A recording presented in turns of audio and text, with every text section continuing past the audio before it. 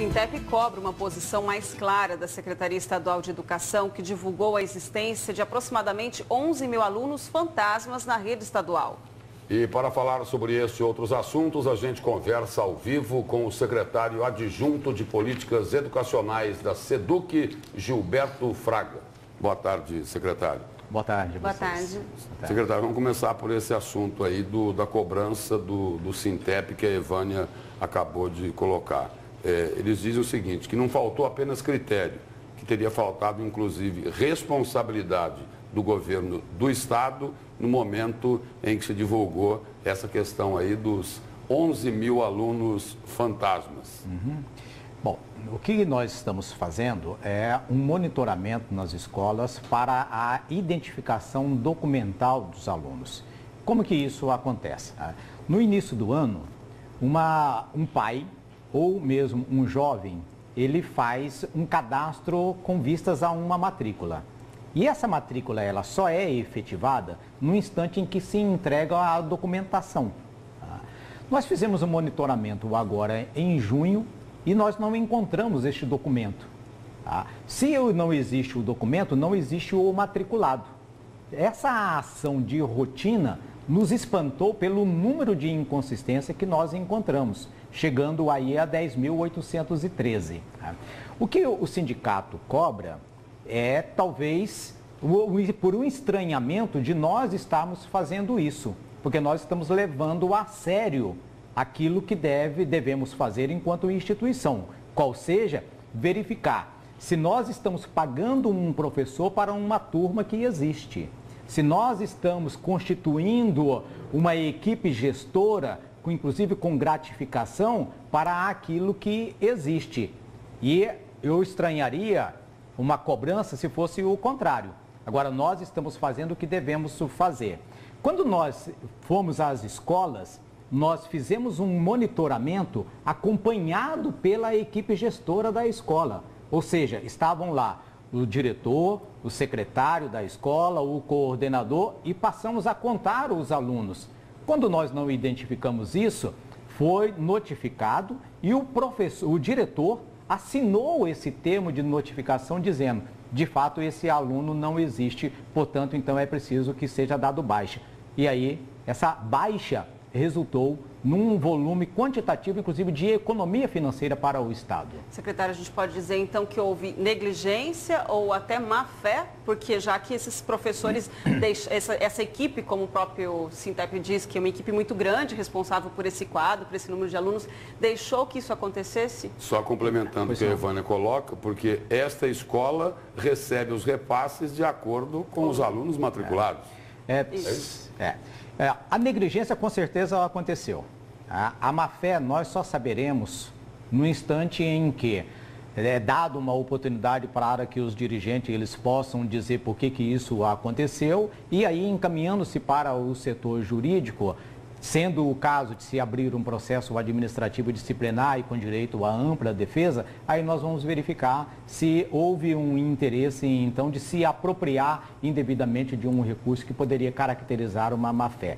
Onde que fica caracterizada uma negligência? Numa escola que tem 1.000 alunos, se nós não encontramos os documentos de 400 alunos, isso não pode ser imperceptível. E como que eu não aciono a Secretaria de Educação e, mais ainda, não dou baixa no sistema desses 400 alunos que não estão frequentando a escola? Aí, essa negligência, ela está caracterizada. Agora, isso não significa que isso vale para todos. Nós tivemos escolas que nós encontramos 3, 5 inconsistências. Aí tudo bem. Então, há um problema que foi facilmente resolvido. Mas também não dá para dizer que tudo isso está acontecendo porque eles têm o interesse de ganhar mais. Agora, está certo, Lúcio. No instante em que nós estabelecemos o número de alunos pela escola, esse aluno impacta na gratificação do diretor e do secretário escolar, assim como também impacta na definição do quadro a ser constituído pela escola, com a contratação de auxiliar de serviços gerais e tudo mais. E o pior de tudo, e isso que foi a situação que mais nos chamou a atenção da responsabilidade institucional que devemos ter, é que nós estamos, até no dia 28, lançando os dados para o censo escolar. E se nós deixássemos esses alunos serem lançados no censo escolar, alunos com essas inconsistências, nós poderíamos estar informando ao Ministério da Educação de um aluno, sobre a existência de um aluno que não está frequentando. O que eu tenho dito, nós queremos mais recursos, mas não queremos recursos a mais. O a mais seria indevido. Secretário, essa cobrança do Sintep, essa negligência que o senhor se referiu aí, por acaso, pode ter alguma coisa a ver com um outro discurso do atual governo de que o PT, o Partido dos Trabalhadores, tinha deixado a SEDUC aparelhada? Em função de uma questão partidária? E por falar nisso, já foi desaparelhado? Olha, de fato, a Secretaria de Educação do Estado de Mato Grosso, ela tinha uma composição de dirigentes que deveria partir pelo princípio da filiação partidária. Tá? Nós encontramos em janeiro um aparelhamento, sim. Isso são palavras do próprio governador. Nós conseguimos reduzir em praticamente nem todos os dirigentes, todos eles foram exonerados dos seus cargos, mas evidentemente que nós não temos como, e aí seria indevido, retirar da Secretaria de Educação os técnicos que são filiados a um partido que seja o Partido dos Trabalhadores. Então nós temos ali dentro e isso faz bem para a democracia. Mas hoje nós não temos dirigentes vinculados ao PT e os dirigentes que estão na Secretaria de Educação ocupam cargo não porque são filiados a um determinado partido. E aí, então, é preciso dizer, sim, houve um desaparelhamento partidário. Secretário, o que mais deve vir aí agora com a auditoria? A gente tem escola, por exemplo, com obra paralisada da infraestrutura. Bom, o governador que tem dito, né, que a cada dia nós encontramos um esqueleto. Tá? E esse esqueleto, ele existe porque alguém ficou com o corpo dele, ficou com a carne. Tá? Nós temos, então, várias situações já de auditorias abertas resultante de obras que não foram executadas, de obras que iniciaram e não se concluíram. E nós temos ainda uma situação que é extremamente vexamitória para todo o estado de Mato Grosso, que nós tivemos que fazer uma devolução agora de 13 milhões de reais de recursos que vieram para a construção de escolas indígenas.